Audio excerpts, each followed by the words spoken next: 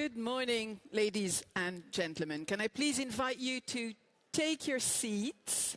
If you're coming in, we know there's a very long queue at security, which is normal and reassuring, but we understand that it also takes up quite a bit of our time.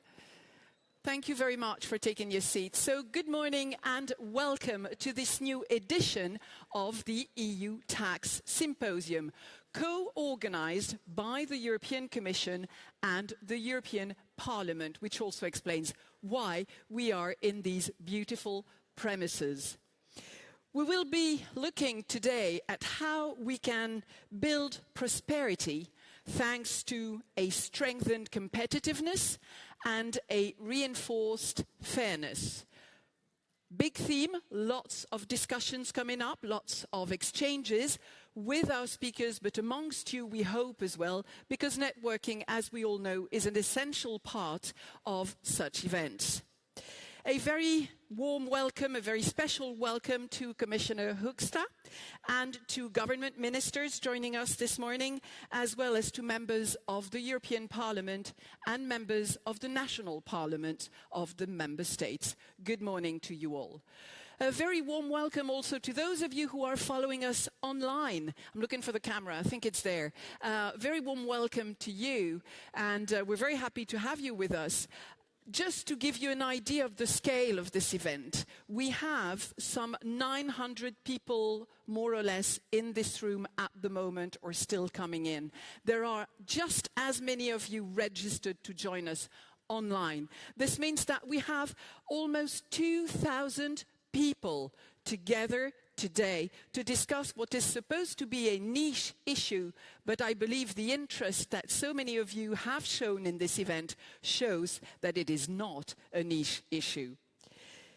We will have a few housekeeping points before we dive into the heart of the matter. First of all, we have interpretation. Interpreters are here around us in the room, and interpretation is available in all 23 languages of the Union. Same thing for you online. You also have the choice of the language you would like to listen to the debates in. We also have a hashtag for those of you who would like to comment and promote the event online, and it is hashtag TaxMix2050. Hashtag TaxMix2050. You will see on the little screen in front of you, there's a code displayed also for Wi-Fi, which means that you don't have to be on 4G all day. As you know, we will have several panel discussions throughout the day, and you will have the opportunity of asking questions at the end of those panels. To do so, you will find on your desks cards, speaking cards, on which you can put your name, you can put your seat number, you can just fill in the card and hand them over to the ushers who are around the room. They will make sure that your question is taken when the time comes, and of course, providing we do have time for a Q&A. We will focus today on the future of taxation, as I mentioned. And this future will have to raise to the challenges currently met by our societies and by our economies, not to mention the more than challenging geopolitical climate at the moment. And we'll be looking at all the angles that impact this taxation policy, from climate change to digitalization, from aging to globalization. So as you see and as you know, our debates will be very broad. These trends will have a significant impact on taxation. And since its launch in 2022, the Tax Symposium is the opportunity to reflect upon what should be the best policy mix, the best tax mix for the EU in the coming decades. So that's what we'll be discussing today. And without any further ado, Let me open today's proceedings and discussion by inviting one of our hosts to the floor. Please welcome Mr. Esteban González Pons, who's member of the European Parliament and Vice President in charge of the national parliaments.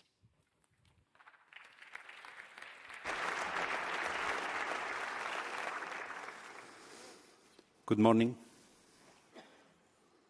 Ladies and gentlemen, dear members of the national parliaments, dear ministers, dear colleagues, dear participants, welcome to the European Parliament in Brussels and to the third EU Tax Symposium, the first under this new legislative term. I would like to start by thanking you for giving me the opportunity to address you all in the Chamber, one of the most important places in this Parliament where we make politics and approve laws. I would like to extend my gratitude to all participants, both on-site, online, panelists and moderators who have joined us today.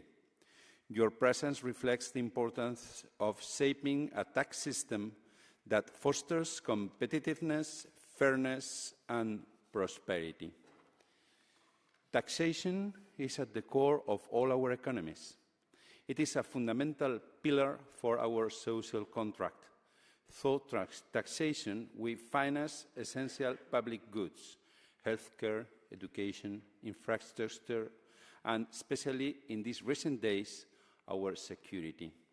A well-structured tax system also allows us to address societal challenges, promote investment, and support economic growth, while ensuring social cohesion. Striking this balance is not easy, but it is a challenge that we must address together. This is the reason why we are here today. We all know that tax decisions rest largely in the hands of member states, directly affecting our citizens and businesses. However, in our interconnected world, national policies cannot exist in isolation. Nowadays, more and more areas require a constant dialogue and coordinated efforts between member states and the EU level. Taxation is not an exception. Together with national parliaments, the European Parliament wants to continue to be an important player representing the voice of EU citizens in the design of EU taxation policy. That is why I would like to highlight the presence of 46 representatives of national parliaments coming from 20 member states.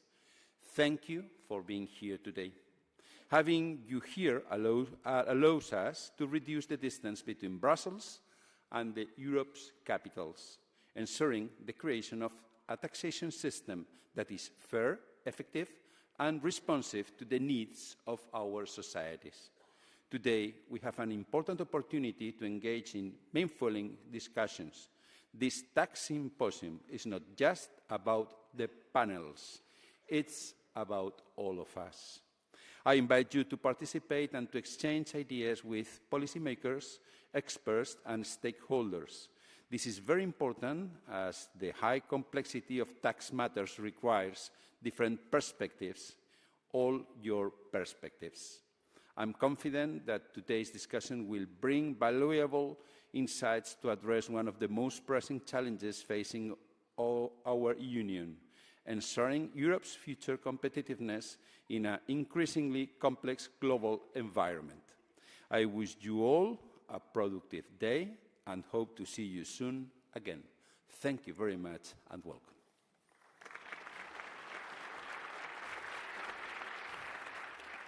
Thank you very much. And I would like now to welcome our second host for today.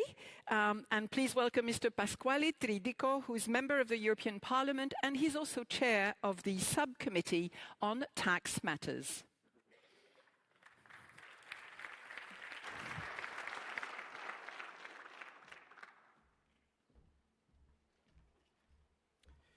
Good morning, everybody, ladies and gentlemen. Thank you for coming. Thank you for being here. Today, it is a very important day, which was actually possible thanks to the work of all the staff from the Secretariat of the Parliament, of the Fiscal Committee, and from the work of the Taxud DG at the Commission. For this reason, I want to thank you, first of all, the General Director Thomas Gerasimos and the Dr. Benoit West, who is with you, and all the staff with them. They worked very much to realize this day today. Dear colleagues, dear gentlemen and ladies, we today are here not only to have an exercise, an academic exercise. We are today here to set an agenda.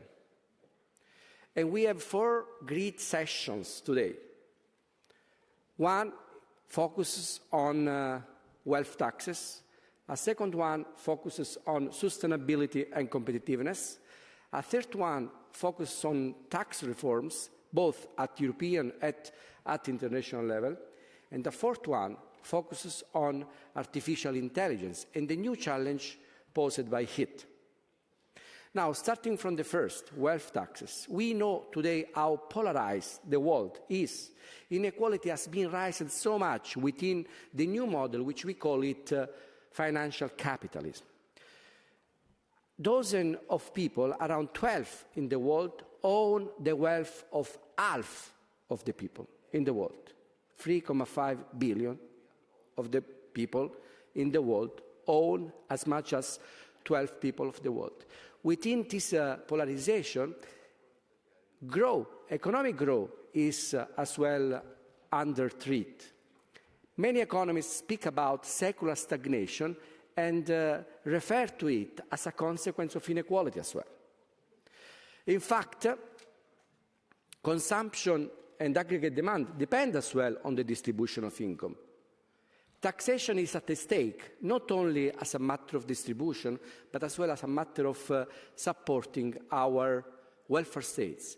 And in the current economic situation, the new challenge concerning the distribution of income become really the major issue. A few days ago, a proposal by French economist Gabriel Zucman, which was similar to the one proposed last summer at the G20 in Brazil, made clear that it is possible today to collect up to 120 billion euros for a mere tax of 3% in Europe.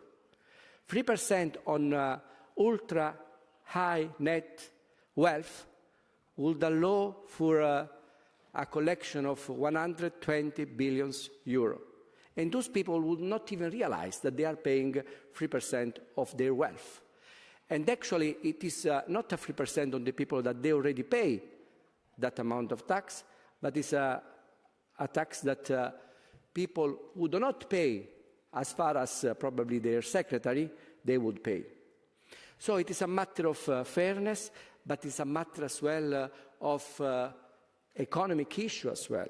We know how important is distribution for growth, as I said. Second, Kahneman, few years ago, got a Nobel Prize opening a very important stream in economics, which is behavioral economics. We know how taxation is important for, as I said, distribution and to support our welfare state. And we are proud in Europe of our welfare state. And we know that in Europe we spend much more of other countries together for our welfare state. But we are proud of it, because thanks to our welfare state, all of us reached higher life expectancy, higher education level, higher standard of living. Now, Kahneman said that you can do something more with taxation as well, which is guiding behavior. And we know that there are good things and bad things in the market. And as Commissioner Hoekstra knows, we know that tobacco, for instance, is detrimental for the life of people. And we know how to make it possible to deviate from bad consumption. So it is not only about tobacco, of course, it is just an example, but we know how taxation is important for guiding behavior as well.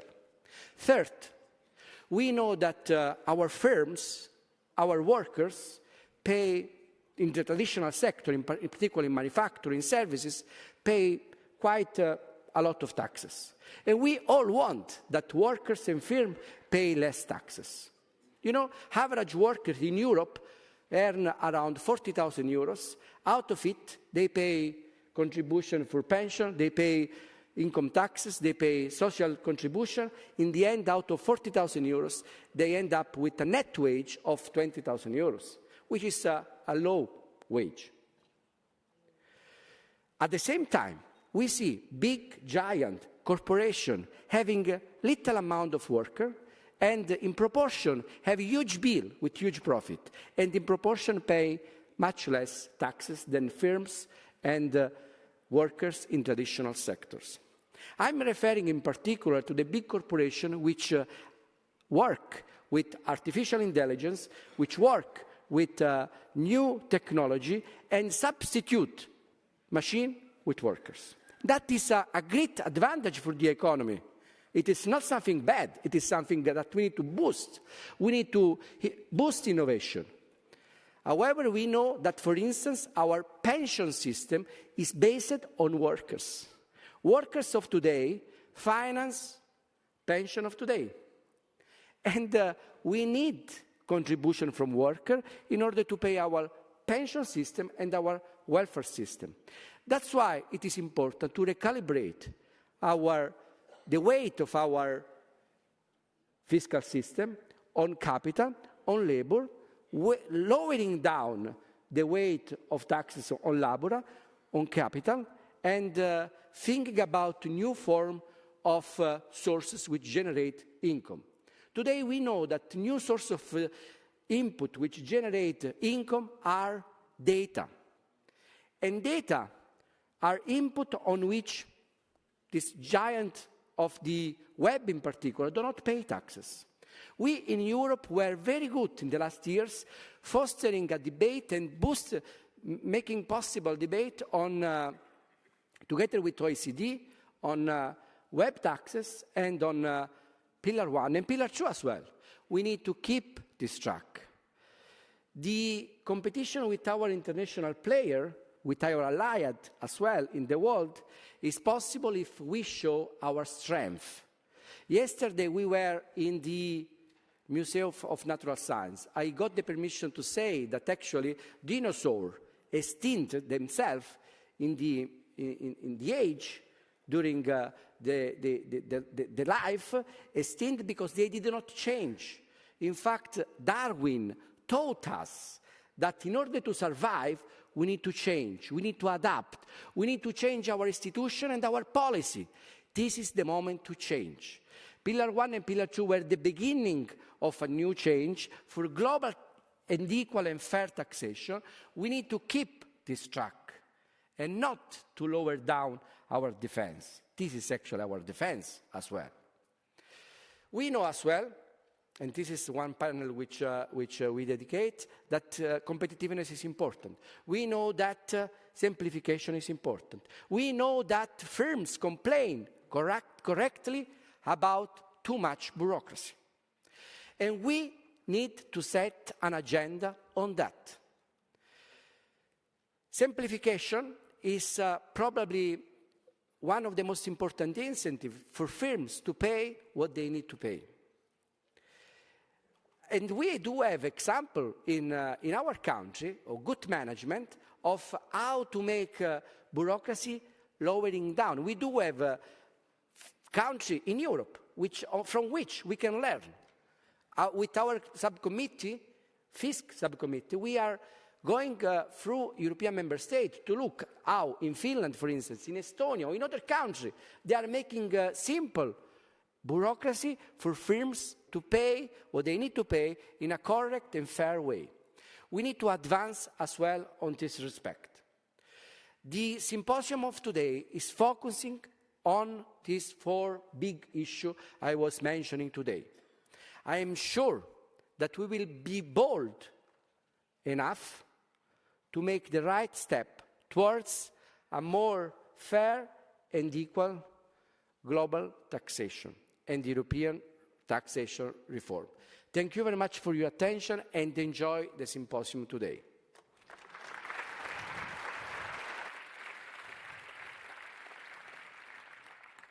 Thank you, Mr. Tridico, and thank you both for setting the scene and highlighting some of the challenges that we'll be facing today. We'll now hear about the tax priorities for the new Commission. And to do so, I would like to welcome Commissioner Wopke Hoekstra, who is in charge of climate, net zero, clean growth and taxation.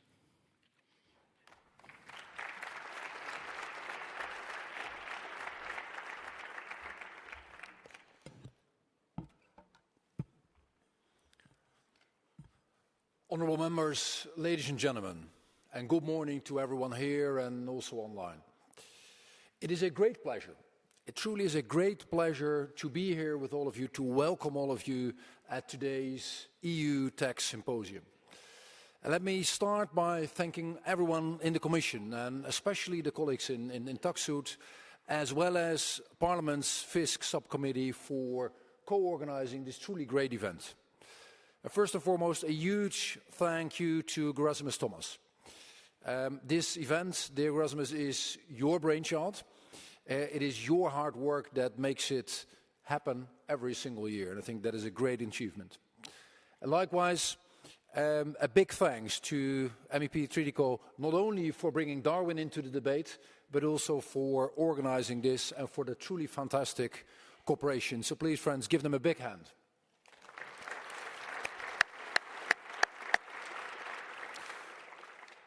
Delighted to have all of you, but one person I wanted to single out in particular, and he knows I'm going to do it again. Matthias Cormann, thank you very much for being here with us, heading the OECD, and a true friend of Europe, even though you are now down under. You think about that and what that means, but Matthias knows. Dear friends, the number of people in this room, but also online, is roughly 2,000. It was already said before. And every year, this event gets or keeps getting bigger, I should say. And today, it's Europe's top tax policy event where people come together to shape basically the future of taxation. And I'm truly delighted that tax is part of my portfolio for this mandate as part of my greater set of responsibilities. For many reasons, but first and foremost, because it is so tremendously important. It matters for what we can do. And in a way it is familiar ground, given what I've done before, but in many ways, let's be honest, it's also uncharted territory for all of us. Because never in the EU's history has our security been as much under pressure. And if you look at the last few weeks alone, we've witnessed extraordinary moments that have shattered at least the Western Alliance status quo. And a lot has been said and done to ensure that Europe can urgently better protect itself, defend itself, and help our Ukrainian friends out on the battlefield. And I'm not going to dwell on that now, but it is an understatement to say that we're operating in a truly very complex environment. The world has become more unstable, the world has become way more volatile, and it has become way more transactional. That's simply a fact of life. And with that in mind, to me, that means that Europe needs to protect, to defend, and to advance its economy, and that has become ever more urgent. As we speak, frankly, our economy is underperforming. Our energy prices are eroding our global competitiveness.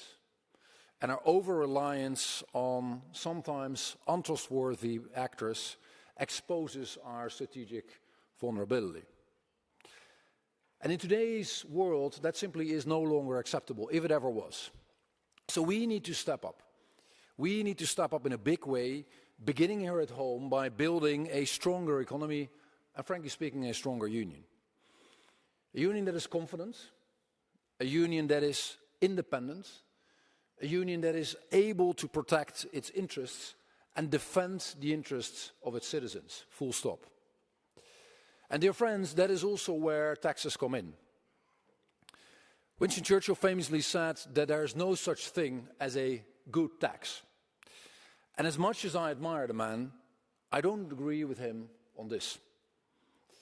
Taxes actually allow for many of the things that matter most. For quality of education, for reliable healthcare, for a sustainable environment, and I could go on and on and on and on. But of course, on the other hand, we should never forget that taxes are people's money, not government's money.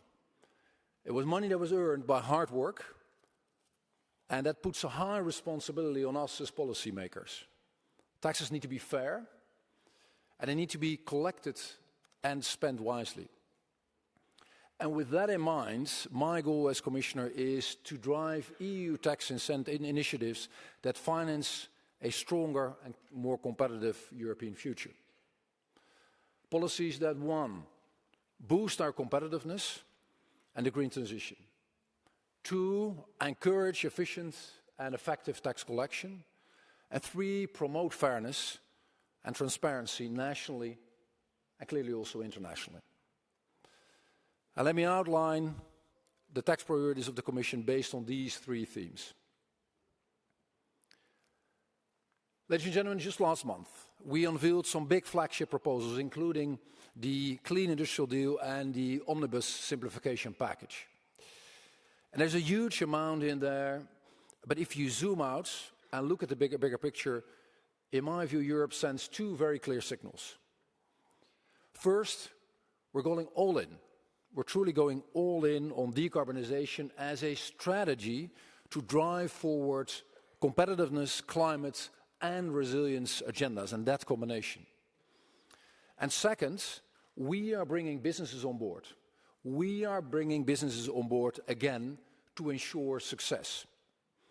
And we will do so by making a stronger business case for energy-intensive industries to invest in the transition. And by helping out clean tech companies find the growth capital they need to support innovation. And by cutting down on the complexity of red tape that simply has become too much.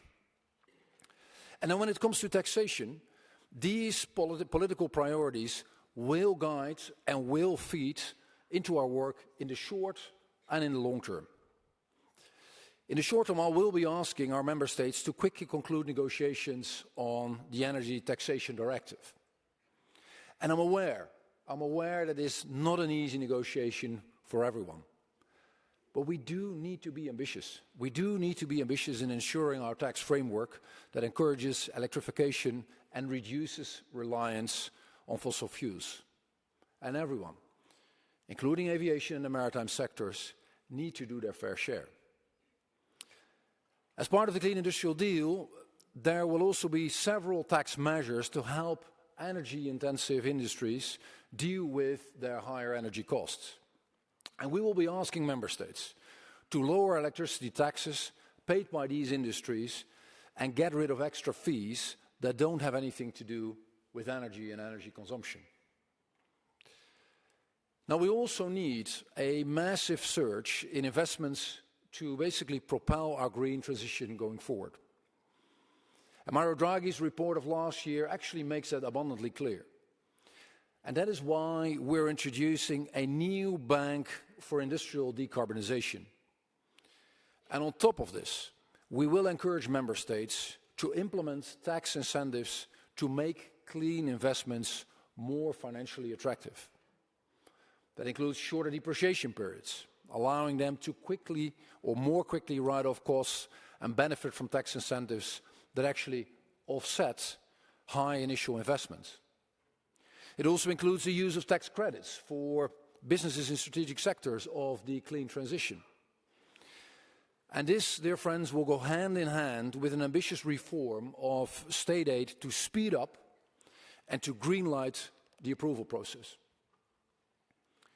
Now, in the medium to long term, we will be focusing on making it easier to do business in Europe and truly leveling the playing field for our European companies.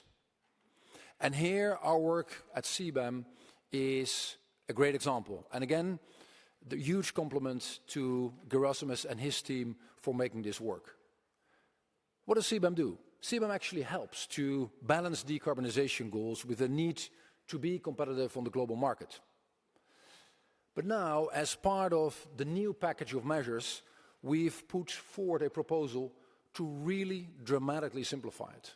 Really dramatically simplify it. What we're going to do is we're going to exempt around 90% of companies, and yes, that is a lot, within the scope of CBAM reporting, while still at the same time capturing 99% of emissions. And that is the first important step in reviewing and expanding CBAM to cover more sectors and explore new measures later this year. Ladies and gentlemen, that brings me to my second point on effective and efficient taxation. Any conversation about spurring competitiveness and economic growth must start with well-functioning, efficient tax systems. Especially because most of our member states are frankly strapped for cash. And if you know that, then consider the options you have. If you want more money, one will be raising taxes. Clearly that has many downsides. You could embark on cutting costs. That often is not ideal either. You could be increasing your debt, which would push the bill to the next generation. And personally, I don't like that because it's not fair. You could embark on increasing productivity through reforms. That is often very necessary in the Union, often long overdue. But let's be frank, it's politically not easy. None of these options are actually easy to implement. And interestingly enough, the most logical and straightforward way to raise money is to reduce the tax gap. Yet it is often overlooked as an option. And to me, it seems absurd that governments propose new taxes when they haven't even collected the tax they are entitled to. And it has a significant price tag. We as Europeans are leaving hundreds of billions of euros of taxpayers' money on the table. In 2022 alone, we've lost 89 billion euros to the VAT gap across the 27 member states. That is huge money by any standard. And that's just the VAT I'm talking about. Now, I'm glad that we've recently signed off on the new measures to modernize the EU's VAT system, which we're calling VIDA. And that is a giant leap forward, which truly moves us into the 21st century in terms of VAT collection. It will make life easier for business. It will be making sure they save time and that they save money. But of course, there's more that we can do. There's more that we can do to make our tax administrations more efficient in collecting taxes. For VAT, for excise duties, corporate and personal income taxation. And I will be following up on this on a regular basis in very close cooperation with all of our member states. On VAT, for example, we need to facilitate exchanges with the European Public Prosecutor, who has been very successful, and let me stress that, very successful, but could do more with better access to key information that, frankly speaking, they should have. And we also need to embark on better and closer cooperation with member states and improve the ways we share information across administrations. It should not be easy.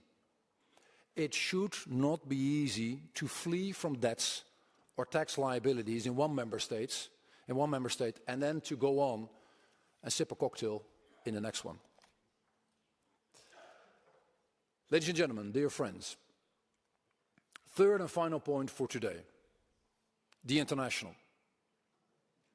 And before I go any further, it is worth saying something on the trade landscape, which we're all following closely through the newspapers. And let me be clear on this one. We believe in cooperation. We come in peace. We do not seek confrontation. And with each of our trading partners, we're looking for what unites us rather than what divides us. But make no mistake, if we are hit, we will hit back harder. On the international tax front, my priority is to work very closely with the OECD and with G20 partners. And of course, here I regret the recent Trump administration's announcement on our global tax deal.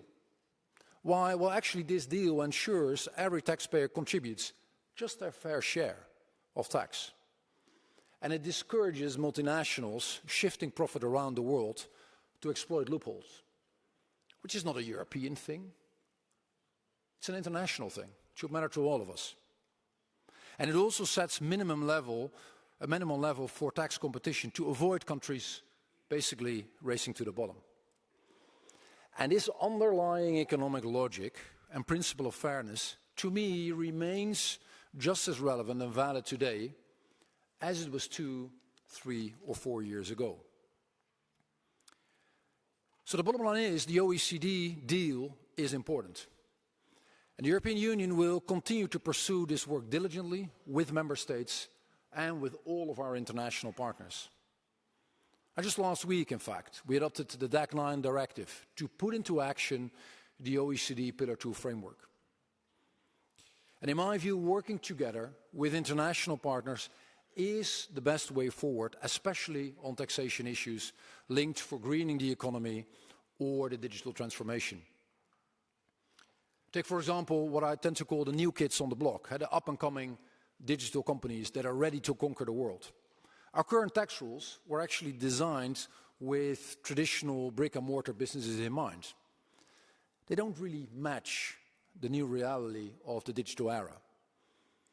So in my view, therefore, it is time to pursue the OECD work in this respect and make sure tax rules work for all.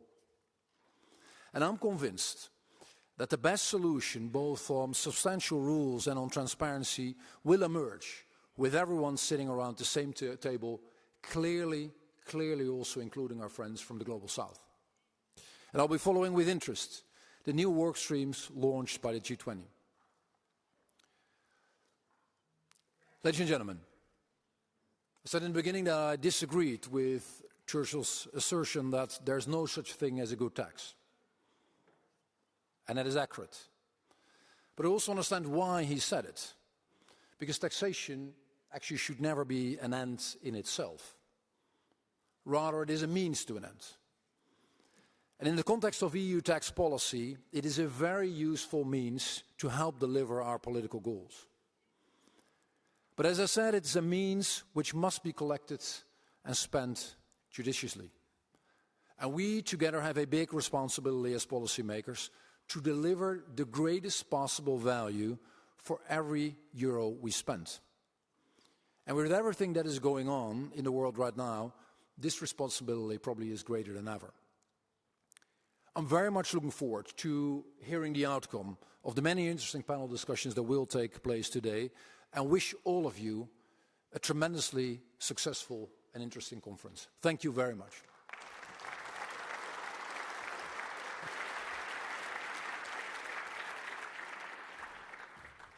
Thank you very much, Commissioner Hoekstra.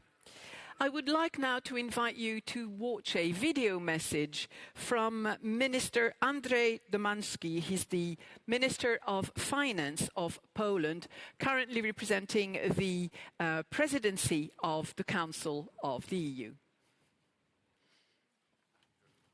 Ladies and gentlemen, it's really an honor for me to speak at the European Union Tax Symposium, Strengthening Competitiveness and Fairness to Build Prosperity.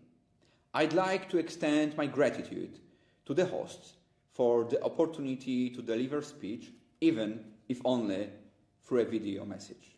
Unfortunately, due to pressing obligations, I'm not able to participate in person, but I'm very happy to be able to speak at this event. The Polish presidency strongly believes that in order to strengthen the competitiveness of European businesses, decisive action is needed. Reducing reporting obligations and simplifying European Union rules, including the elimination of requirements that are unnecessary, inconsistent, or constitute an excessive bureaucratic burden, could be one of those factors. The Presidency advocates for simplification and decluttering within the EU tax regulatory framework as a key initiative that could contribute to improving the competitiveness of the single market by making it easier for businesses to operate and reducing tax compliance costs. The Presidency initiated works on the European Union Council conclusions addressing a future-proof tax policy to bolster European Union competitiveness. The conclusions were accepted on March 11th by the ECOFIN Council. To this end, the conclusions set out four guiding principles for reviewing the existing legal framework as well as for any ongoing and future legislative initiatives. Reducing the reporting, administrative and compliance burdens for Member States, administrations and taxpayers, eliminating outdated and overlapping tax rules and, where relevant, increasing the clarity of tax legislation and streamlining and improving the application of tax rules, procedures and reporting requirements. The conclusions propose to start an in-depth analysis of the European Union legal framework by reviewing the Administrative Cooperation Directive and the Anti-Tax Avoidance Directive. Tax decluttering should extend to a comprehensive review of the entire European Union tax acquis, including indirect taxation. Nevertheless, the tax decluttering and simplification standards should also apply to the future proposals, and this being at the table. The Presidency also called the European Commission to provide Member States with an initial report, including a roadmap on the tax simplifications and decluttering agenda before the end of the third quarter of this year. I'd like to underline that the conclusions point out the importance of maintaining the level of protection against tax fraud and aggressive tax planning as part of the work on the agenda to streamline and simplify tax rules. The conclusions could be a milestone for future work on tax decluttering and simplification. The Polish Presidency hopes that these actions will contribute to increased competitiveness of European Union enterprises. The Presidency would like to underline that review and simplification of the Member States' domestic tax regulation may also contribute to the competitiveness of the single market. For example, currently, Poland is conducting analytical works regarding simplifications of the domestic tax legal framework. Simplification of regulations for citizens and entrepreneurs is one of the pillars of the domestic plan announced by the Prime Minister Donald Tusk. The government team for the regulation has been launched to analyze and recommend legislative changes. The team has invited the representatives of the business side to discuss the schedule of activities and the principles of cooperation. I'm convinced that bold action in the area of tax decluttering and simplification will facilitate the functioning of not only the business but also all European citizens. I wish you very fruitful discussions and look forward to your recommendations. I hope to be able to join in person next time. Thank you.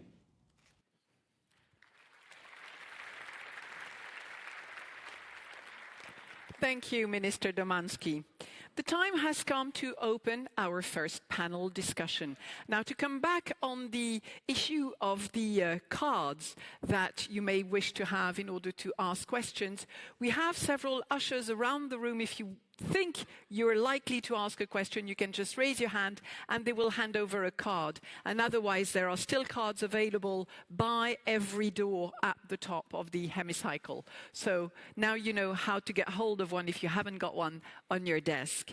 So as I said, let's open our first panel discussion, and we'll focus on the challenges of a fair contribution to an issue that was mentioned by Mr. Tridico earlier on in his opening, the the issue of ultra-high net worth individuals. To do so, I'd like to invite the panel participants to join me on stage, please. And I will hand over the floor and moderation to Ms. Céline Gauer, who is Director General of the Reform and Investment Task Force at the European Commission. Good morning. I'm sorry.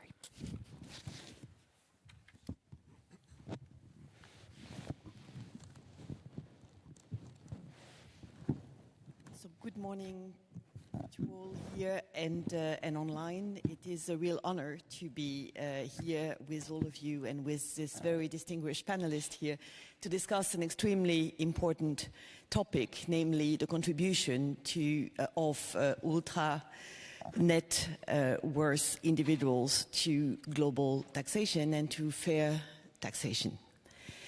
Let me first introduce the panelists that we have the pleasure to have on the stage this morning, starting with Mr. Thierry van Oostenbruggen, Dutch Minister for Taxation and Customs. Member of the Parliament, Michalis Ajipantela, also member of the Tax Subcommittee in the Parliament. Mrs. Esther Lynch, who is the General Secretary of the European Confederation of Trade Unions. And finally, Gabriele Zuckmann, Professor of Economics in Paris and Berkeley. Welcome to all of you and many, many thanks for making the time to be with us this morning. The last 3 decades have seen an increased, really marked increase of inequalities worldwide, but also in the European Union. And against that background, more and more debate has emerged on how the ultra-rich, the ultra-high net worth individuals could contribute to a fairer system, and what kind of new taxation could be introduced to ensure a better system and more effective and fairer taxation.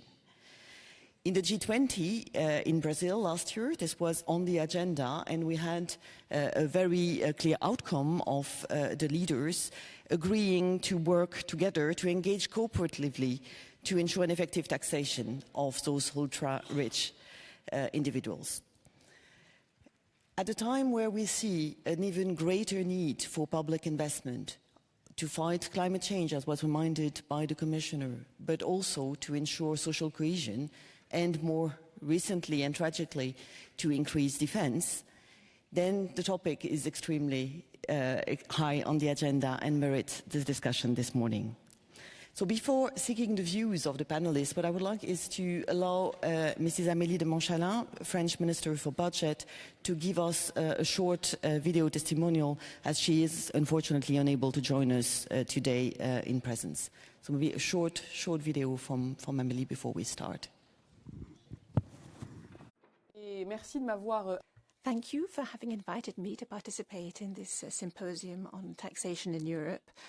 Unfortunately, because of other commitments, I have had to stay in Paris, and I'm really sorry not to be with you here today.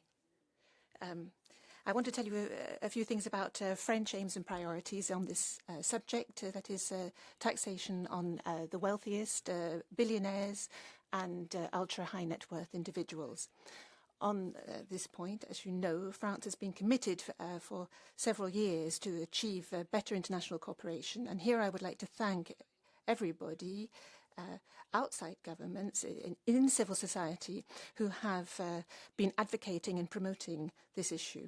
The French position on the subject draws on our very conclusive and convincing experience of Pillar 2 of the International Tax Agreement, which, as you know, was concluded in November 2021 by 140 countries in the OECD, who have been following for some years now a perfectly appropriate approach. In other words, comparing the finest and most detailed possible data from across the world, and then looking to see if there are abuses, if any jurisdictions are deploying abusive practices, and then negotiating and, if need be, arriving at a minimum level of taxation. This was done on Pillar 2, on the minimum taxation of multinationals, which, as you know, achieved the minimum rate of 50% 15%, and has also drastically limited abusive practices and tax havens. That was for multinationals.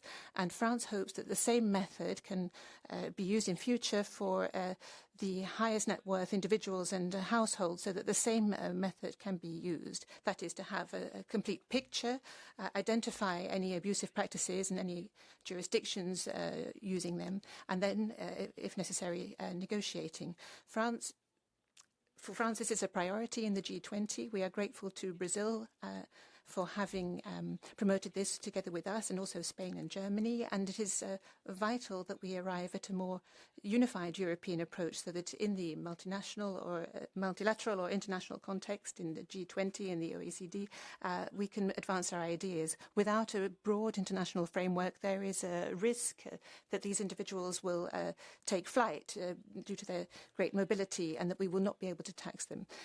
The second point that I wanted to contribute today was the importance of international coordination, European coordination now on a subject which I believe in many countries, certainly in France, is being closely studied, which is the question of holding companies, otherwise known as cash boxes, where in Europe we have very differing policies and practices in terms of the tax base or the tax rates applied or not applied to these cash boxes. So we think that this is another area for cooperation, so that we can have effective, fair taxation in line with our public policy priorities. And so I hope that this subject will also be placed on our collective agenda, so that we can ensure that everybody is treated equally, everybody pays their fair share of tax.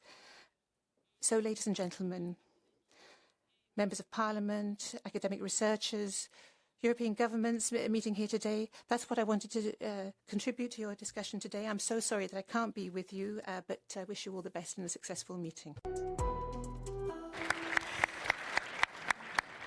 Okay, let me now turn to our panelists and start with Mr. Van Oostenbruggen. I think you have been exploring in the Netherlands for quite some years already now how to tax the individuals who have the greatest wealth. So can you share with us your approach to the issue and whether you think that this is a way forward? Well, thank you. Ladies and gentlemen, thank you for having me here, and thank you for having the opportunity to speak on the topic of ultra-high net worth individuals. And yes, we did some thorough analysis in the Netherlands on the topic, as this is crucial for social cohesion and maintaining the integrity of our tax system. Basically, we found that in the Netherlands, a little over 25% of all wealth is owned by only 1% of our population. And having said that, their main income source is income out of capital, rather than for the other 99%, their main income source is out of employment and active entrepreneurship. After having that pursued that investigation, we try to minimize marginal rates, and we are actually on the verge of a total overhaul of our tax system, specifically on the topic of taxation of personal assets, which includes savings, equity, and real estate. And together with that, we are using mapping tax structures and incentives and coordinate internationally to basically try to avoid any future mismatches. It is that international cooperation which is of critical importance. We are very happy to see that the G20 is prioritizing inequality in the upcoming years. We think there is a great responsibility for EU to follow them too. And therefore I see, merit in widening the mandate of the EU Conduct Group as to shift their focus from multinational corporations, as they were quite successful over the last 2 decades, into policy design for wealthy individuals too. And that involves transparency first, especially on the topic of transparency, data exchange on real estate and ultimate beneficiary owners, which is critical for mobile wealth that can flow freely around countries. And second, to work together to avoid mismatches. We are very committed in the Netherlands to take on this topic, and well, we are very interested in what we can hear today on this symposium. Thank you. Thank you very much. Mr. Pantella, so you're coming from Cyprus and you're a member of the European Parliament, so how would you support such a move? Okay. Good morning, everyone. Thank you, Celine, for the kind introduction. It's a privilege and honor to be here with you to discuss the challenges for a fair contribution of ultra-high net worth individuals.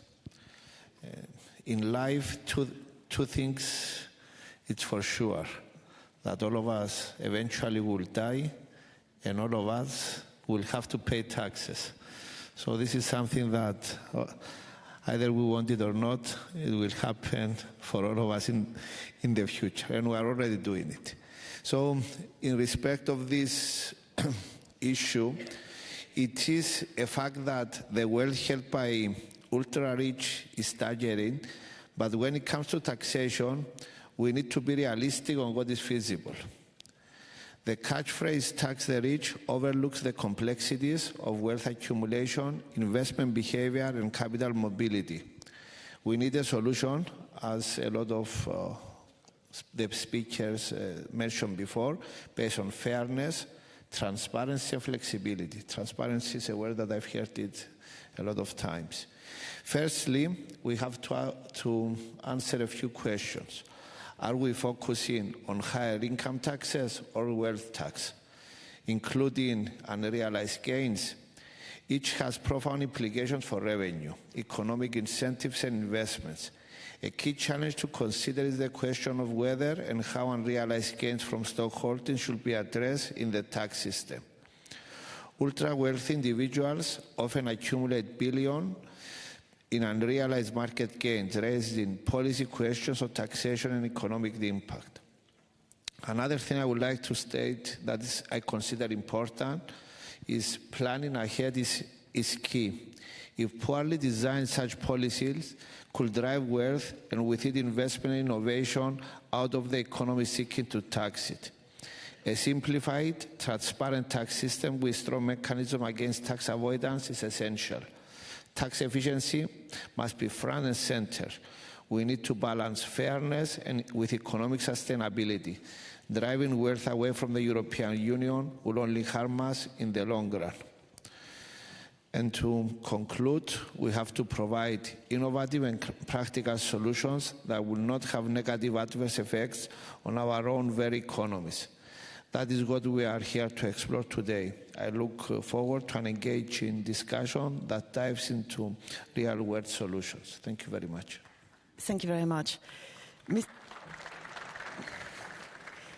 Mrs. Lynch, what's the workers' position in all this? Good morning, and I really want to thank everybody for inviting the European trade union movement to be part of this discussion, because workers are really interested in what's going to happen, what's going to come out of this discussion. We watch very carefully every year, and we're very much dying to hear what you're going to say. But the first message we have is that the first form of distribution is through wages. And very often, the reason there's high wealth individuals is because of the concentration of the profits towards the top in a way that wasn't happening in the past. So very important to make sure workers can join a trade union, can bargain for their fair share of the profits, and that first distribution, both in wages, but also in the taxes on wages. The more wages, the more taxes. That's a very important part of the discussion as well. The second point then, and I'm very disappointed that the Commissioner has left, because I want to say please Please do not give tax breaks to companies or high-wealth individuals that do not have a transformation plan agreed with the workforce. Yes, we need the investment, but every euro has to work harder. It's not okay that the company succeeds, the high-wealth individuals succeed, and they do so at the cost of redundancies for workers. We don't need to do that. That transformation plans should be negotiated. And then thirdly, there is a problem now for democracy, that high wealth individuals are now using that power to influence at the highest sources decisions that are being made, for example, on tariffs, decisions that are being made that have a real impact on democracy. And that's also the importance of the fairness distribution discussion. We need to make tax equality absolutely essential to the European debate. So thanks for having us here today. Thank you very much. Mr. Zuckman, Mr. Andrzej Domański told us that there are two certain things. One is that we will die. I think we all agree on that. But the second one, that we will all pay taxes. But in some of your works, you've established that some high net worth individuals do actually have an effective taxation that is extremely close to zero. So what could we do about it? Yeah, thanks a lot. It's such a pleasure and an honor to be here. I'm Gabriel Zuckman, director of the EU Tax Observatory. And since we're here at the European Parliament, I wanted just to start by thanking our two parents, the European Parliament and the European Commission. We were born a bit less than 4 years ago, thanks to a preparatory action of the Parliament, and then thanks to the selection and the nurturing of the Commission, DG TaxEd, and fundamentally thanks to the investment of the European people in science, in facts-based knowledge, and that's what we do, and in democracy. So thank you very much for making this possible. Progressive taxation is a key pillar of democratic societies. But indeed, there is now growing evidence that the super rich pay less than the rest of the population in taxes. Meaning, when you take into account all taxes paid at all levels of government, VAT, income taxes, corporate taxes, everything, in each and every country where we have studies, we see the same pattern. We see ultra-high net worth individuals, people with more than 100 million euros in net wealth, having lower, much lower effective tax rates than the rest of the population. The most powerful way to address that issue is very simple. And this issue, we have to name it. It's simply the tax gap that exists at the very top. So how do we close the tax gap for the very rich? The simplest and most powerful tool is to have a minimum tax expressed as a fraction of wealth. With a minimum tax rate, what do? On the super rich, you target a very, very narrow slice of the population, super rich individuals with very high ability to pay taxes, but not all of them, just some among them who manage to avoid taxation through various mechanisms. So it's the fairest and most targeted measure that you can think of. And let me just conclude by saying that we released yesterday with my colleague this note on resources for a safe and resilient Europe, where we show that a minimum tax of 2% on Europeans with more than 100 million euros in net wealth would generate 67 billion in tax revenues each year. And with a minimum tax rate of 3%, 121 billion euros in revenue. So very important resources to build the future of Europe. Thank you very much. Thank you very much. Mr. Verbruggen, let me turn back to you now. It looks very straightforward and very, very simple. 2%, well, additional tax, well, not additional tax, but deduction of compensatory tax makes a lot of sense. So how do you see the challenges, and why have we not all introduced such a tax? Well, the reason why we've not introduced a tax like that is the mobility of wealth. And ultimately, that is one of the key issues. At the moment in the Netherlands, we are focusing on taxation of the actual income out of capital. And we are introducing a new system where we will tax close to 40% on all actual returns, which basically does the same. But yes, in the Netherlands, we have several parliamentary representatives posed motions to our government to support a global minimum tax. So yes, we are very committed to do that too. Thank you. Mobility of wealth. So what can we do about it?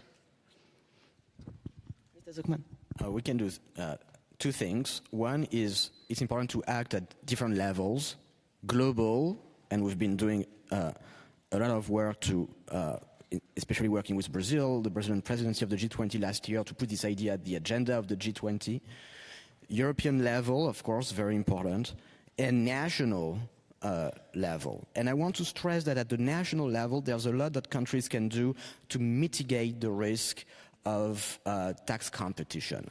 The simplest thing that a country can do is to say, well, look, we could have our own minimum tax on our billionaires, and someone who's lived in a long time in our country has become a billionaire here and now would move to a lower tax country. That person would have to keep paying the minimum tax after he or she has moved for a number of years, 5, 10 years, we can discuss. But that's very important because it shows that even though it's very important to act at the global and European level, there's a lot that individual countries can do unilaterally to mitigate this risk that you highlight. Thank you. Mr. Agipantelis, what do you think? Okay. We have to... as I mentioned during my speech and from other speakers, the tax system should be simple. The most complicated the tax system is, the easiest way to find loopholes for individuals and abuse the system. The aim is here is, as European Union, is to find ways to increase the income from taxation, and not to do policies that will drive, like my colleague here from Holland said, drive individuals outside the European Union. Because we know that with the mobility nowadays, individuals can move their wealth very easily to other parts of the world. By moving this, what does it mean? We'll have lower VAT taxes, lower employment taxes in the European Union. So whatever we have to do it to be transparent. We have to make it to be simple, and not to increase taxes for the headlines, but at the same time jeopardize the income of the European Union. Thank you. Thank you. Mrs. Lynch, other challenges you would see? Yeah, so what we hear is there's a lot of billionaires who are showing leadership and saying that they want to pay higher taxes. And I think that's the people we need to listen to and focus on and support and encourage. And we need to... It's a question of fairness, that it's not okay that high-wealth individuals benefit from the taxes paid by minimum wage workers. They benefit from those taxes in roads, in hospitals, in courts, in clean air, in everything that those taxes pay for. And then billionaires say, well, actually, I'm too rich to be taxed. There's a simmering anger out there among working people. And it's time for everybody to pay their fair share, and that includes the people at the top. They need to pay their fair share, and they need to pay it first. They need to pay it now. Thank you. What we hear sometimes is for those who are not so convinced by such a tax, is that it could have some detrimental impact on growth, on competitiveness, also on the stability of the shares of young companies, of startups. So what do you think of that, Mr. Oostenbruggen? Well, I think it's important to realize that capital is needed for startups. So therefore, you'll see that every country is trying to attract wealthy individuals and foreign direct investments to their country. I think it is of critical importance to create a level playing field where capital is taxed on a similar way in each individual country, ultimately leaving enough capital per country to invest in startups. So that was my take on it. And basically it all starts with fair taxation on both income, capital and active entrepreneurship. There shouldn't be any difference between the type of which income is actually created. Thank you. Mr. Zuckman? What has made Europe a prosperous economy is mass investment in education, in healthcare, in public infrastructure. And this is what will make it in the future a prosperous and competitive economy. That's most important, much more important than allowing a few hundred billionaires to pay zero tax. You know, no country has ever become rich, wealthy, and prosperous in that way. That's not a model that works. And what I want to stress is that the proposal that we are talking about is not about creating a highly progressive tax system. It's a very modest proposal that says essentially billionaires shouldn't be allowed to pay less tax than their secretaries. With a minimum tax rate of 2%, that's what you achieve. You don't make them pay more as a percent of their true income than the middle class or the working class. You just ensure that they don't pay less. Mr. Pantella, would you be afraid of a negative impact on the competitiveness of companies if we were to have such a tax in the EU? Since I became a member of parliament since July, the word competitiveness is, I hear the word competitiveness 10, 15 times minimum per day in all the meetings that I'm attending. The thing is, we have to be careful, and whatever policies we decide as European Union first, we have to decide policies that are not affecting the competitiveness of the European Union businesses. At the moment, we are discussing with colleagues that we don't see any new businesses in Europe. We don't have new businesses in Europe. So if we want to improve our competitiveness, an increase in the taxation is a sign for new businesses not to establish their headquarters in Europe and move in the US or in other jurisdictions. So if we want to be competitive, increasing taxation is not something that we should do. On the other hand, I want to make a comment for Ms. Lynch. We are cooperating together whatever the trade unions they have. I'm from a family that my father was a worker, so I know the importance of the trade unions. I want to make a remark about the low income of workers. I think it's a different issue that we need to address in another time. This is a separate issue. Yes, I agree that minimum wage rate of workers in a lot of European Union countries is low, and we have to increase it. But here we are talking about the different topic of how to improve the tax income of the European Union. Mrs. Lynch? It's not a separate issue. The reason it's not a separate issue is because the challenge to European competitiveness is the lack of investment in technology, in skills, and that's why we're not competing, because we don't have the productivity, because we haven't developed the techniques. And why have we not done that? Because the investments haven't been made. Instead of that, they've all too often, the profits have gone for share buybacks and for dividends. So yes, we need a European industrial policy, and yes, there can be financial supports in different forms, but no more blank cheques. Those supports have to come with a guarantee that there's investment in the workers, and investment in a high road competitiveness on quality jobs and on doing things better, not on doing things cheaper and not taxing companies and high wealth individuals.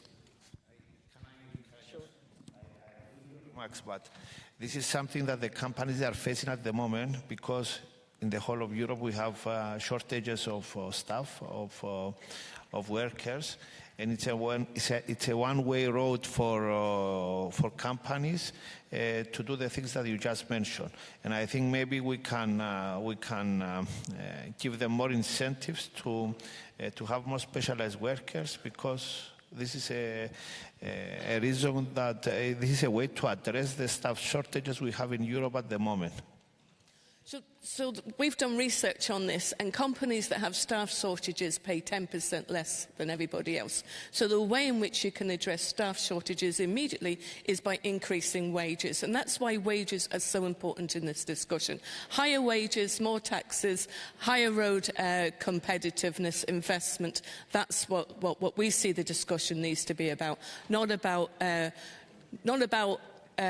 free tax breaks. We need to make sure that everything does more for our money. We need to attach those social conditionalities to make sure that the investment is in the workforce, that there is a genuine transformation agenda, and that what we've all been promised, there's lots of workers, I meet them all the time, they say, we were promised a just transition, where is it? Now's the time to deliver on that, and taxes are part of that story. Thanks a lot. I think that's a point that is well noted and will be conveyed, as you suggested, to the Commissioner. Let me now turn to the audience, and we have 3 questions of members of national parliaments. The first one for seat, because I'm told I have to give you the number of the seat 151. It's a French senator, Mrs. Béatrix Casta. Bonjour. Good morning. Dear colleagues, we know that in the years to come, our countries will have to make significant investments for the ecological transition and for defense. In order to finance these challenges, the taxation of the wealthiest is a crucial topic. In France, the effective rate of taxation for the wealthiest is regressive for the wealthiest 0.1%, because they concentrate their assets in holdings and therefore are not affected by taxation. I agree with the solutions that you put forward to rectify this situation in order to reestablish fiscal fairness. So how does Europe aim to cooperate in order to finance this work and in order to reduce capital flight, which aims to escape taxes?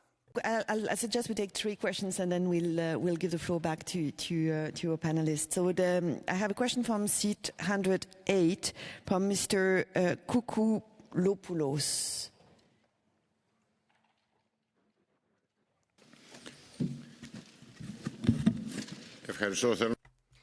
Thank you very much. I'd like to say that I welcome the observatory and the whole issue of minimum taxation at 2%.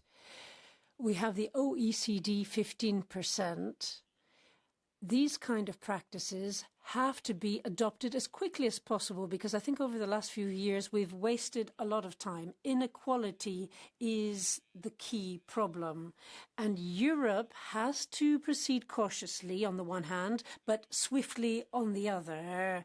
Now, on investment, let me say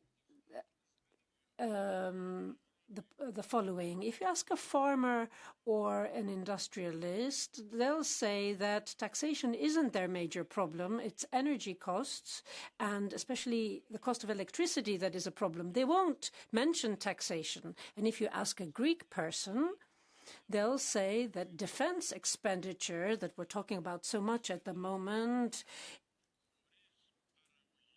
would be an issue if we don't look at the whole issue of the basis for defense expenditure in Europe. It will lead to no way out. So we have to be cautious, but we have to be swift, because we have to come up with a new path for Europe in order to achieve the following goal. We need to go back to a rule we had many decades ago, but we don't anymore, and that is that the next generation has to have a higher standard of living than the one before. It is this pattern that we've lost along the way. So I think it's actually a political problem that we face. Thank you very much. And maybe last question from Mrs.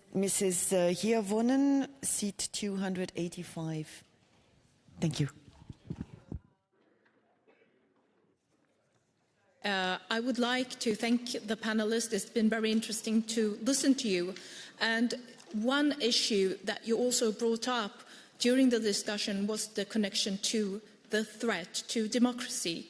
That we see now what is happening in the United States, where the richest man in the world are wielding enormous influence, not just in his own country, but also trying to influence elections in European countries very directly.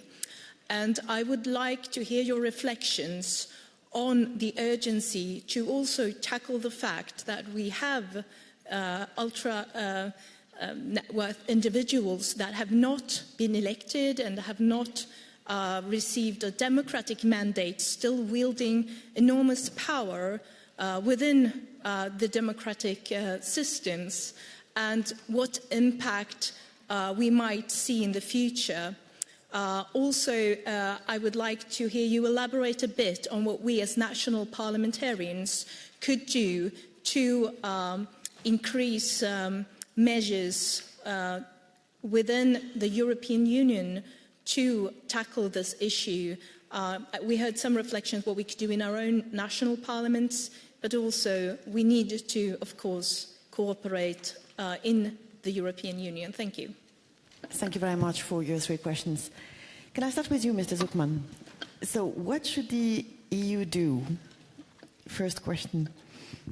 What would be most powerful is to have an EU-wide minimum tax on billionaires and centimillionaires in the European Union.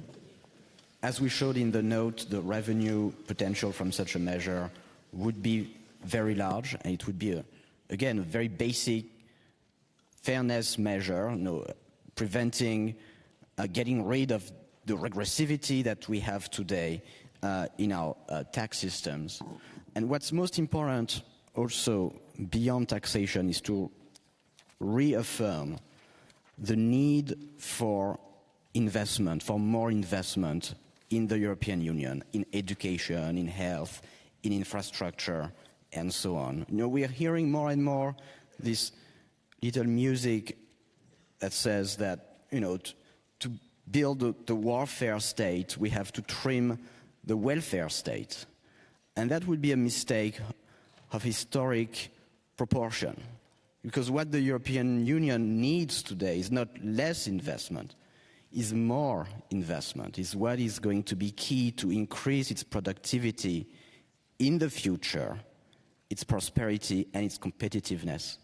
And it would be also a mistake of historical proportion, because historically, whenever there's been an increase in defense spending, it's been funded by a mix of debt and a mix of tax increases on the wealthy, an effort of tax justice. And today there's just no reason to increase taxes for anyone before we make sure that the wealthiest people who pay less than the rest of the population are asked to pay more. So that should really be the number one priority for the EU and for each member state. Thank you. Would you agree with that, Mr. Esteban? Well, I think in order to boost social cohesion, paying a fair share is of critical importance. A fair and just tax system is also good for your budget, which then enables us to spend on the categories Mr. Zuckman just mentioned. And that's why it is of critical importance that we balance the rates between taxation of labor, capital, and active entrepreneurship, so that all income is taxed equally. And we need to do that on a national level, so that's the answer to the third lady who just spoke to us. But it should be in international coordination too, for transparency on ownership of real estate and other companies outside your nation's borders.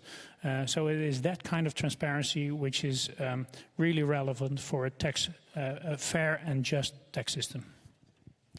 Thanks a lot. And a transparency that goes beyond the EU, but includes also our neighbours and other countries broader. Well, preferably across the globe, but that might be a little far-fetched. We are very happy that the G20 is prioritizing their agenda for inequality, prevention of inequality. But ultimately, we should not underestimate the power we have as European Union with our very open economy and internal market. I think many countries are jealous on the EU for that. Thank you, and rightly so. Mr. Ajay Pantela, so is that the way forward? Listen, regarding the income of the European Union from taxation, I've heard very carefully the Commissioner mentioning that approximately 9 billion of VAT is abused the European Union. So 90 billion, they are there waiting for us to collect it. So our policies, first they should tackle tax avoidance.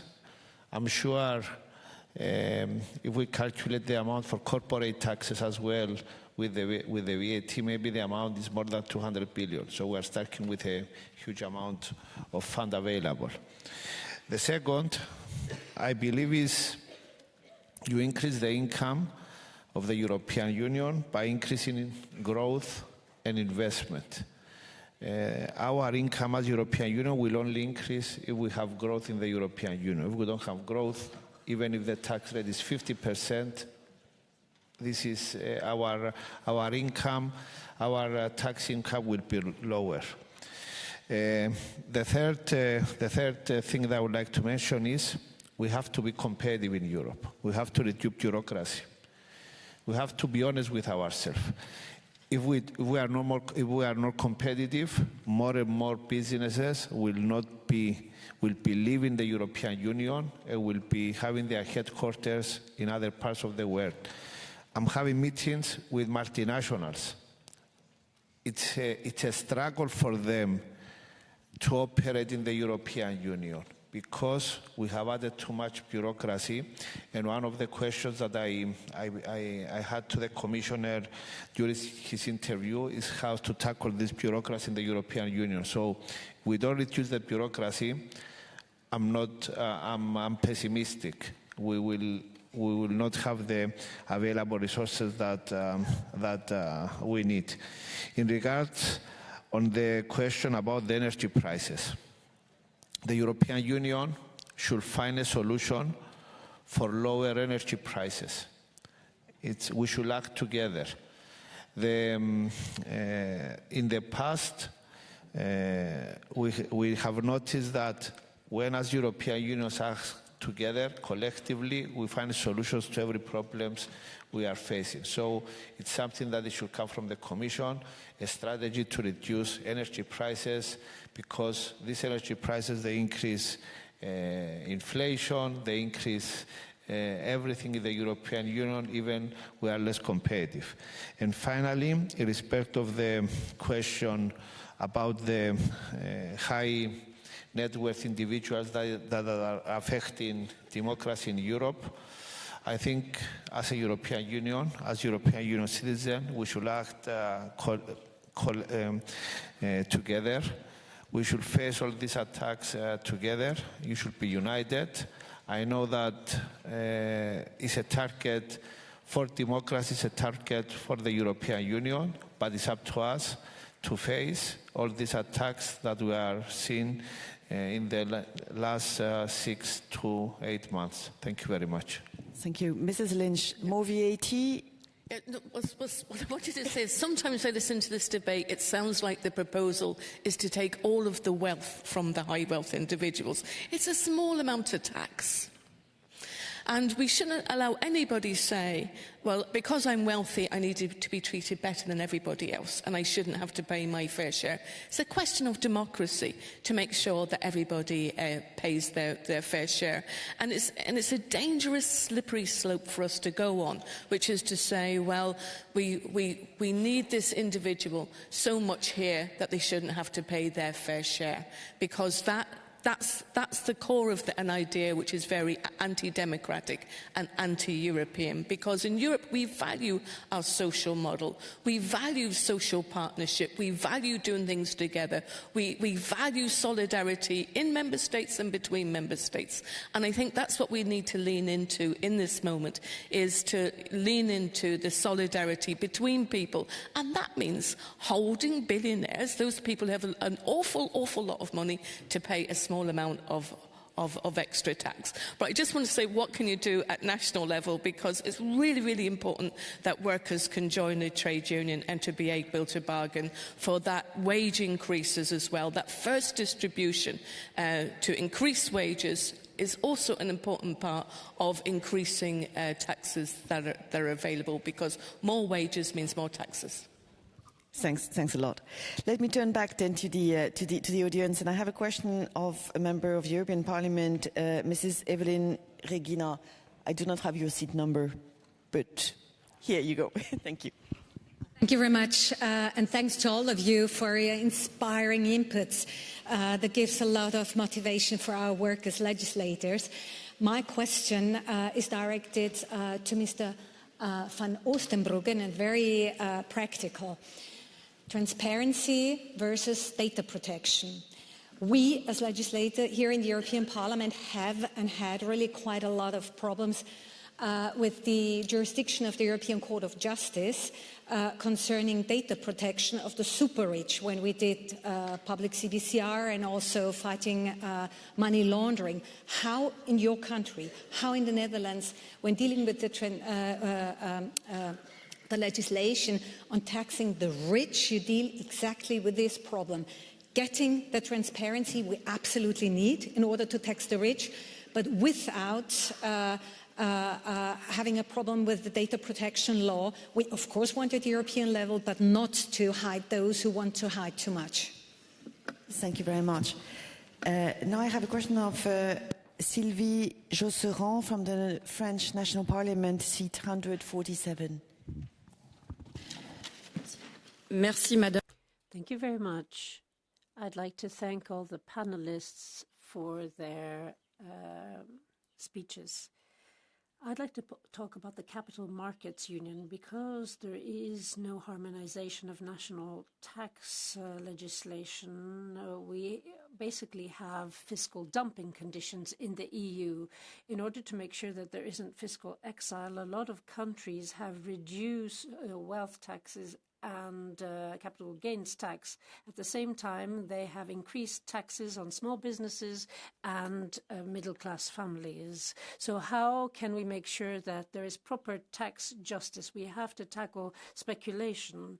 Now, the whole issue of tax harmonization is even more topical if you look at the EU's project for Capital Markets Union. Now, however, there is a stalemate at the moment.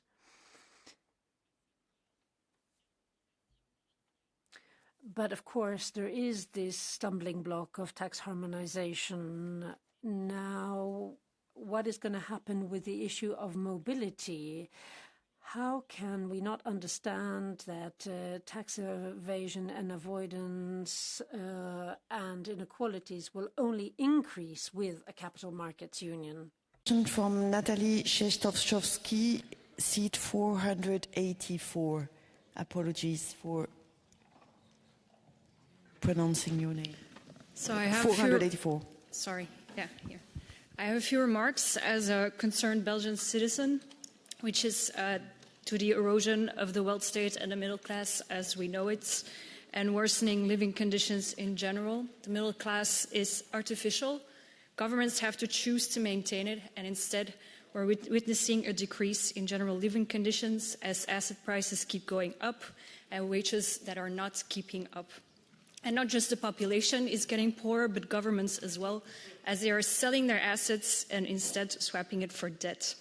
So I want to stress that wealth tax is the only way to maintain living conditions for the general population and the only way to have means flow back to the government. Finally, and I have not heard this yet, I want to stress how imperative it is to have enforcement of tax assessments from national tax authorities. And we need a performant justice system. Specifically in Belgium, the judicial system has been chronically underfunded, resulting in unreasonable delays in judgments. So investments do not just need to be made in imposing these taxes, but also in enforcing them. Thank you. Thank you very much. I have a question of Paolo Acciari, seat 184 from the Italian Ministry of Finance. Thank you. Good morning. Let me pose a very technical question to Professor Zuckman. Well, according to economic empirical literature, one of the main issues with top income individuals regard actually capital gains taxation, which is typically on realization basis, and so the connected problem of deferral of tax liability, sometimes indefinitely. However, switching to capital gains taxation on accrual basis might create some problems, such as liquidity issues and risks of investments realization. So my question is on this capital gains taxation that all countries already have, how, in your mind, how to strike a balance on this dilemma on realization and accrual? Thank you very much, Professor. Thank you very much. And then two last questions, seat 62 from Fabio De Mari. So Fabio De Masi, thank you very much for the opportunity. I just wanted to underline what our colleagues from the trade union said. We could observe from the mid-1970s on a rising profit share, which went hand in hand with a decrease in private investment. So lowering taxes for the ultra-rich or for corporations does not automatically lead to more investment because it creates a free lunch. It takes away the incentive to invest and to earn your profits, so to speak. And I would want to bring up one issue. I agree that we need to lower energy prices, that this is really a big shock to the European economy. But could we not use the tax toolbox also to respond to the US tariff threats in a way, because we might be vulnerable in the value chain when it comes to certain access to resources, critical minerals and so on. So we are vulnerable in the tax war, but we are still one of the largest internal markets. Apple wants to sell their iPhone in Germany or France, not on the Bahamas. So could we use the tax toolbox to react to these tariff threats, maybe to Mr. Zuckman? Thank you very much. And then two last questions, one extra. One from seat 181, Styliani Mutkaki.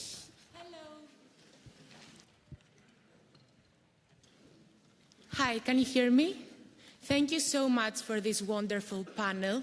It has been very educating for a younger practitioner like me. I would like us to refocus on the topic, as this is about ultra-high net worths, and we have a lot of sessions to discuss the rest of the topics.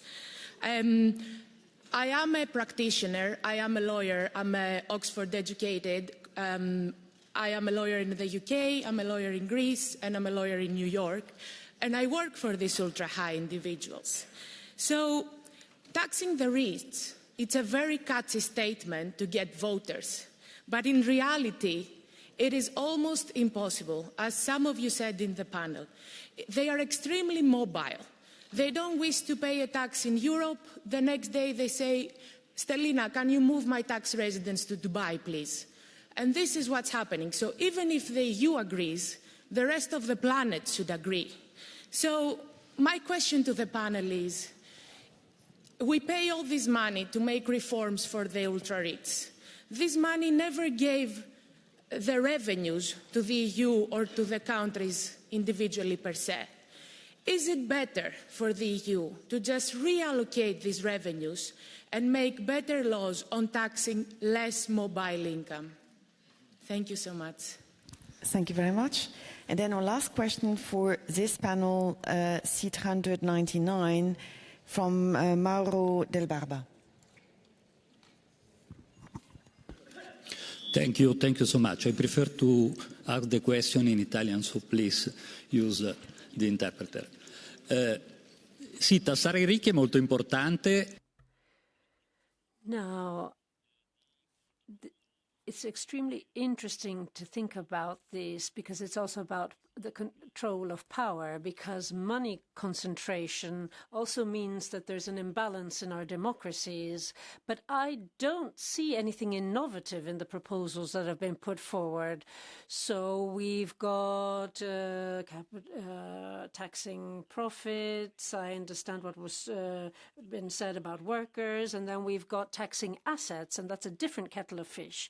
And so I think we need to have some ethics pact underpinning who is taxed, because if you tax assets, especially the assets of natural persons, to make sure that they don't leave Europe, the destination of these taxes should be targeted, it should be shared, it should be managed in a different way. And I think that this innovative approach could truly be a solution, and then it wouldn't just be taxing the rich, wouldn't be just something somewhere in an agreement. Very good and very difficult questions. So maybe to try and summarize a bit. So transparency, and it was also very directly addressed to you, transparency and data protection. So we need transparency to make that tax efficient. How can we get there and reconcile that with other rights? And maybe we'll start with this one, Mr. Hoosterbruggen. Yeah, that question was directed to me, and typically it said it outlined the paradox between privacy and transparency, and I can only speak on behalf of the Dutch legislation system, where we have a central register for all real estate owned by both individuals and companies, which is open to everybody, and especially our tax authorities. And the same goes for anything to do with corporations. We have a ultimate beneficiary owner register, which is also fully transparent and open to our tax authorities. And our data privacy board in the Netherlands is on board with these kind of methods. So we are using that. And I think we need to share that data amongst countries, especially in the European Union, and that's why I see merit in the widening the scope of the EU Code of Conduct Group as to focus on aligning legislation in Europe to share that data across. But if it is possible in the Netherlands, it should be possible in other European countries too, because we're acting under the same privacy legislation. Thank you very much. Harmonization of taxation and an alternative maybe to this taxation that would be more effective in yielding revenues. Mr. Zuckman? Yes, I mean, I'd like to answer first to the very legitimate questions that were raised about the risk of tax competition and tax evasion. And here, what's really important to understand is that tax competition and tax evasion are not laws of nature. They are not things that exist like stars in the sky. They are policy choices. So sometimes we choose to tolerate them or even to encourage them. And sometimes we make the opposite choices. So just a couple of illustrations. Number one is what happened with the automatic exchange of bank information. 15 years ago, there was a complete bank secrecy in offshore financial centers, made it very easy for wealthy individuals to hide assets. And today, in large part, thanks to the European Union and also the work of the OECD, there's an automatic multilateral exchange of bank information. It's much harder to hide assets in offshore centers. Second illustration is tax competition. I explained how one country alone could say, look, we are going to have a minimum tax on our billionaires, and if they move abroad, we will keep taxing them. But we could do more than that. I think what was said about the EU being a very large market and that being a source of strength is very important.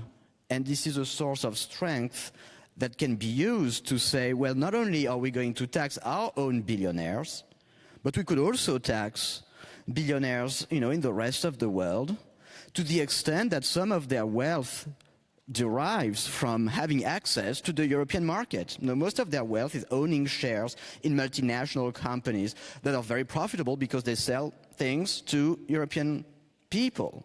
And so that gives a lot of power to the European Union to then say, well, look, if you are not taxed abroad, if you want to keep having access to our market, you will have to pay a little bit of tax here. So that's another way to tame tax competition. Very important to understand that these things are choices that we make, and there's a whole range of choices that we can make. Let me just finish by answering the more technical question about capital gains, just to emphasize that what we're discussing here is not about taxing capital gains on an accrual basis. It's taxing the stock, is having a minimum tax based on the stock of wealth itself. And so why is it important? Just very quickly.